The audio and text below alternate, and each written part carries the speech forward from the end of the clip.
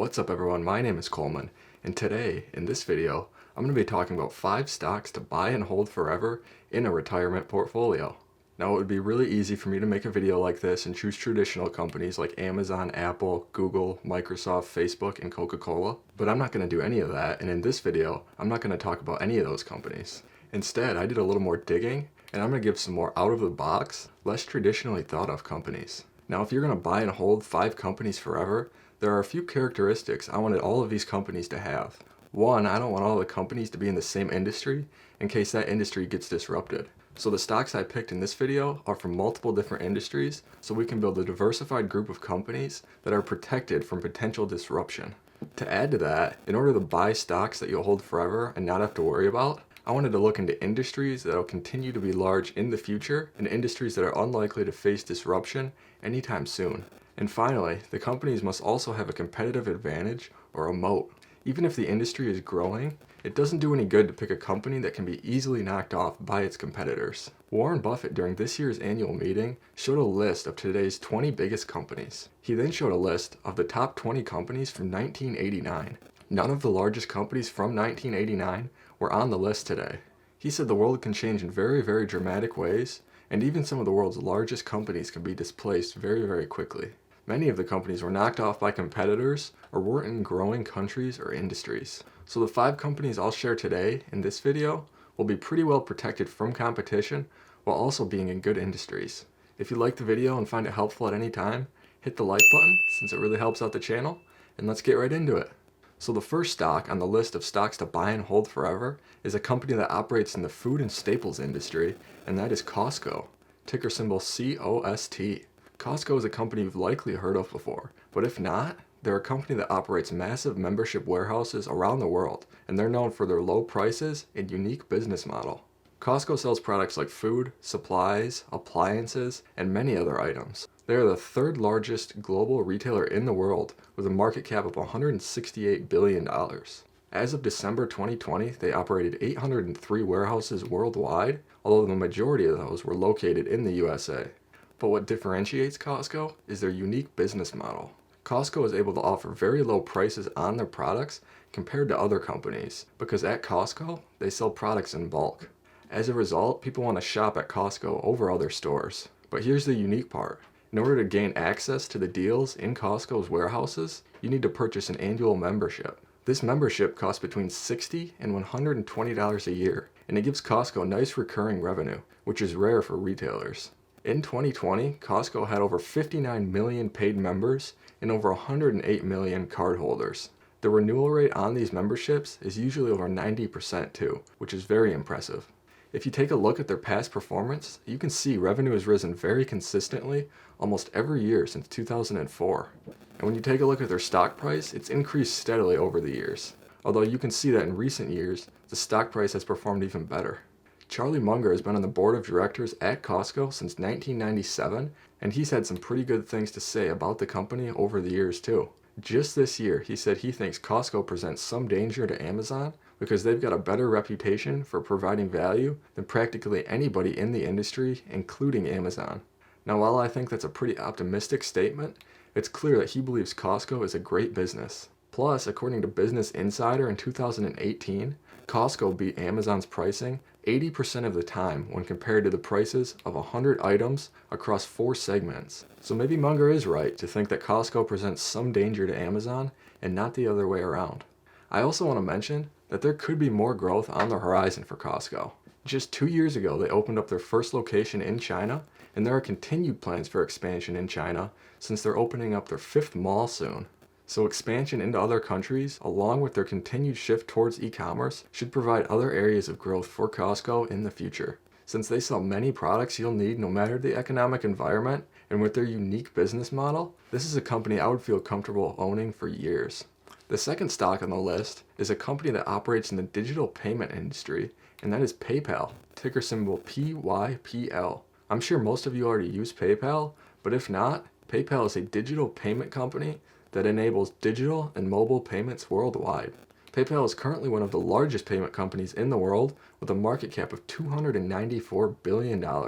At the end of 2020, they had 377 million active users, which is just insane, and it's larger than the entire population of the US. The company operates in several different segments within the digital payment industry. They have their digital wallet business, which lets users send and receive payments and withdraw funds from their bank account. Users can also buy and hold cryptocurrencies, and they even offer credit cards. PayPal also has its Gateway Services segment that enables merchants to accept payments online. Their business mainly makes money by charging fees for facilitating transactions, and transaction revenue made up 93% of the revenue in 2020. I think the best part about owning PayPal is seeing just how integrated they're becoming in so many people's lives. For me, they're the main payment app I use. Between sending money with PayPal and Venmo, using their credit card, and even buying some crypto, they're a company I use for a lot of financial transactions. Now, this is a newer company, founded in 1998, but so far, their growth has been very impressive. If we take a look at their revenue growth since 2012, you can see it's been very consistent over time. Also, when you take a look at their stock price, it's increased very steadily over the years. Although you can see that in recent years, the stock price has taken off and increased over 550% in the past 5 years. Even though this is a newer company, I believe they'll be around for a while, and their business continues to get stronger. They're in an industry that's going to continue to grow with more people using digital wallets, and between all of their financial services, they're very integrated into people's lives. The third stock on the list is another company that operates in the digital payment industry, and that is MasterCard, ticker symbol MA. MasterCard's a company that most people use or have used before if they've ever had a credit card at any time in their life. MasterCard's a company that provides transaction processing and other payment-related products and services worldwide. With a market cap of $364 billion, they're the second largest payment network in the world, behind Visa, and they're tied as the most accepted payment network in the world. MasterCard is used in over 210 countries, and they facilitate transactions in over 150 currencies. They make money by charging financial institutions that issue credit cards a fee based on the gross dollar volume of account activity. They also make money from other types of international and transaction processing fees. MasterCard is another company that has become very integrated into the financial system, and as long as credit cards are around, it's hard not to see MasterCard playing an integral role in processing those payments. They were founded all the way back in 1966, and they have a long track record of success and growth. Since 2004, revenue has grown very consistently almost every year, although it did drop off last year because so much of the economy was shut down. If you take a look at their stock price, it's risen very consistently for years, and in the past 5 years, it's shot up and risen over 285%. For decades, this has been a very consistent company, and given how important they are in the payment industry, I can't see MasterCard going away anytime soon. The fourth stock on the list is a company that operates in the food industry, and that is McDonald's, ticker symbol MCD. This is a company that needs no introduction, and everybody's probably been to a McDonald's at some point in their life. They operate franchises worldwide where they sell burgers and other food products and beverages. McDonald's is the second largest fast food chain in the world based on locations, and they have a market cap of $172 billion. I would also consider them to be much more than a fast food chain though. They're also one of the largest real estate companies in the world. They now own more than $30 billion in real estate assets, and this allows them to weather itself from swings in the fast food industry, plus the value of their property increases over time. McDonald's owns the land and buildings at most of their locations, and its franchisees pay rent to McDonald's. So instead of making money by selling supplies to franchises or demanding royalties, McDonald's has become the landlord for its franchises. As a result, McDonald's has some of the best real estate locations in the world, and they're located on many busy corners. Plus, they're continuing to grow, their number of new locations increasing every year. They were founded all the way back in 1940, and they've been a household name for decades. Since 2004, revenue has stayed pretty steady, and this is a very consistent and predictable business. When you take a look at their stock price, it's delivered returns for decades, and it's a stock that has really rewarded shareholders. As a cherry on top, McDonald's also pays a nice 2.23% dividend, and since 1990, they've consistently increased their payout. And with their business model, they're built well to handle even some of the worst economic times. The fifth and final stock on the list is a company that operates in the pharmaceutical industry, and that is Johnson & Johnson, ticker symbol J&J. Johnson & Johnson is a company that sells healthcare products worldwide. They're the world's largest consumer health product company with a market cap of $450 billion.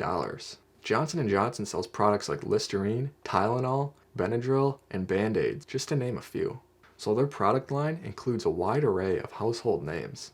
You can find their products in about 200 countries, and over half of their revenue comes from outside the US, so they're very diversified.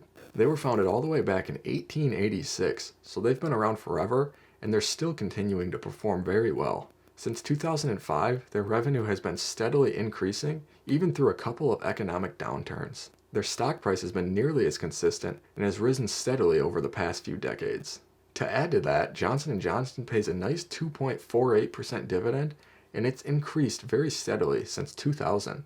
They're also a company that's in a very strong financial position, and they're one of only 2 US-based companies that has a prime AAA credit rating. This basically means that they're considered very reliable in their ability to pay back debt. In fact, their AAA credit rating is higher than the US government. So it's likely that Johnson & Johnson will continue to increase their dividend in the future given their strong financial position. With their lengthy track record of success and the fact that they sell a wide range of relied upon products, I believe Johnson & Johnson is a company that should continue to perform well years into the future.